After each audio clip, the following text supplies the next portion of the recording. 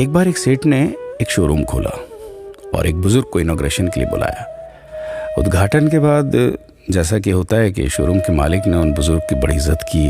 बड़ी इज्जत अफजाई करने के बाद उनको बताया कि देखिए, यहाँ पे 21,000 चीज़ें हैं इस शोरूम में बेचने के लिए। इसमें से आपको जो भी चाहिए, जितनी चाहिए आप ले लीजिए। बुजुर्ग हंसे और बोले कि इनमें से एक भी चीज़ मुझे जीने के लिए ज़रूरी नहीं लगती।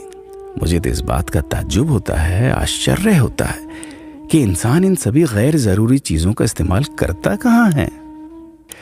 अब देखिए, एयर फ्रेशनर के बिना किसकी सांस रुक गई?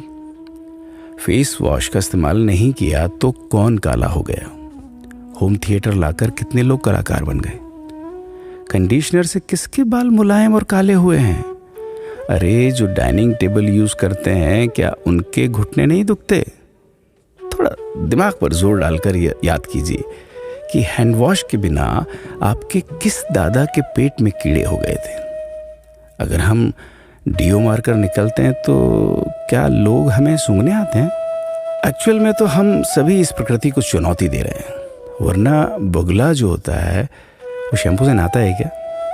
मोर अपने रंगों को संवारने या बचाने के लिए कौन सा कंडीशनर या फेस वॉश इस्तेमाल करता है? कभी किसी बिल्ली को मोतियाबिंद होता देखा है? किसी खरगोश के बाल कभी गिरते हुए या सफ़ेद होते हुए देखे हैं? इनहेलर या बाम के बिना भी कुत्ते के सूंघने की क्षमता उतनी ही तेज है। मधुमक्खी का शुगर लेवल बिना दवाई के भी कंट्रोल में ही है। अलार्म के बिना भी मुर्गा रोज उठकर बांग देता है। दरअसल इंसान पैसा खर्च करके दुखी होने की चीजें खुद ही खरीदता रहता है।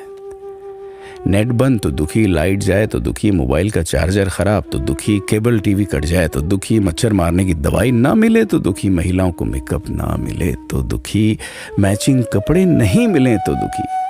आजकल इंसान 10 मिनट में 20 तरह से दुखी और परेशान रहता है।